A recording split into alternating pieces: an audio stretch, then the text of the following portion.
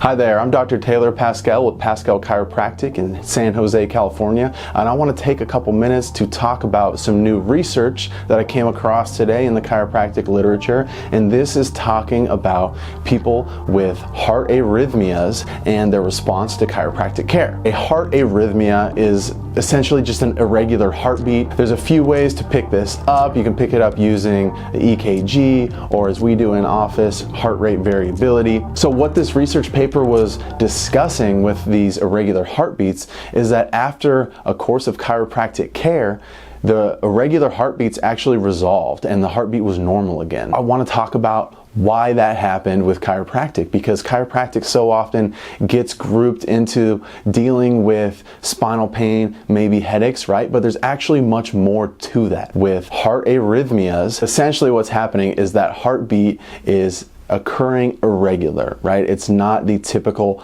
pattern that we know the heartbeat should present as. The problem isn't actually in the heart, because it's not the heart that beats spontaneously. The heart is actually controlled by the brain and the nervous system, and it is consistently getting impulses from nerves to tell it when to contract, when to beat, to pump blood to the rest of the body. An arrhythmia of the heartbeat is actually not a heart problem, but a problem with the balance of the nervous system. There are two halves of the nervous system. One is voluntary. I'm using it right now as I speak and move my hands around. And the other is involuntary or automatic.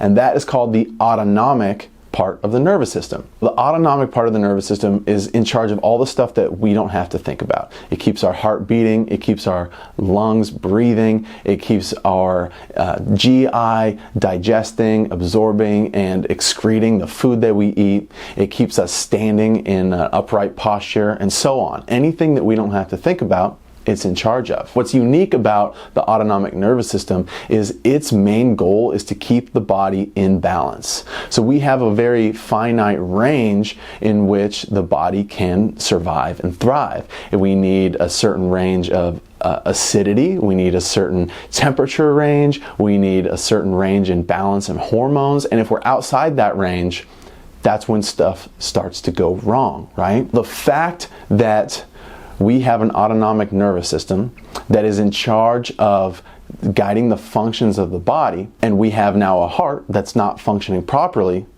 we have to go to the source. That's the brain and the autonomic nervous system. One of the most important things that the autonomic nervous system does is help our body transition between increasing its activity to adapt to stress and decreasing its activity back down to shift into a restful healing state.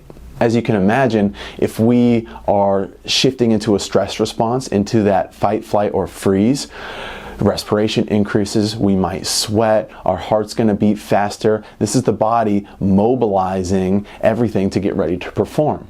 Now, when we're done in that stress state, we should be able to shift back into that restful healing state. What happens with people that have cardiac arrhythmias or irregular heartbeats is that balance is not quite present in the autonomic nervous system. We often find that people are more stuck in that stress response and their body struggles to transition into that restful healing state. If you're constantly driving with the pedal to the metal, either parts in the car are going to break down or you're going to run out of fuel, right? So that's essentially what we see in the body, is the body also needs to brake in between phases of hitting the gas, right? So that we can refuel and repair. Chiropractors analyze the spine not just for its alignment, but for the effect that the misalignment has on the proper communication and functioning of the nervous system. Just like our regular rhythmic heartbeat needs to occur based on an impulse from the brain and the nervous system, so does every other function in the body.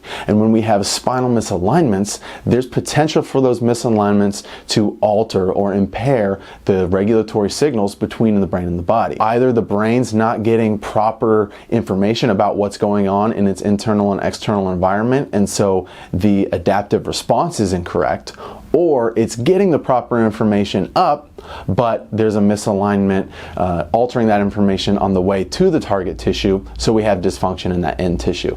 Either way, the body's not functioning to its optimum as a result of nerve interference. The chiropractor is trained to identify where these spinal misalignments are creating nerve interference and affecting the function of the body, And with gentle, specific adjustments, we reduce those misalignments to remove that interference from the nervous system so that the body can function and especially heal the way it was designed to do. We call this misalignment with nerve interference a vertebral subluxation, and it's the chiropractor's job to detect and correct that subluxation.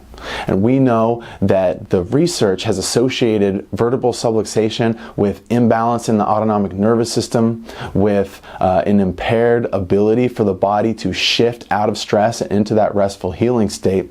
And so while of course we're not treating an arrhythmia of the heart, we're not treating back pain or headaches, what we're doing is removing the interference from the nervous system so that it can come back into balance, come out of stress and into a restful healing state so that it can recover the way it was designed to do.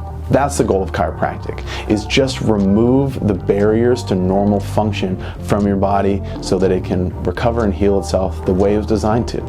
Anyways, I'm super excited to continue seeing new stuff in the literature. Can't wait to keep sharing it with you guys. Thanks for watching. I'm Dr. Taylor Pascal, and I hope you have a great rest of your day.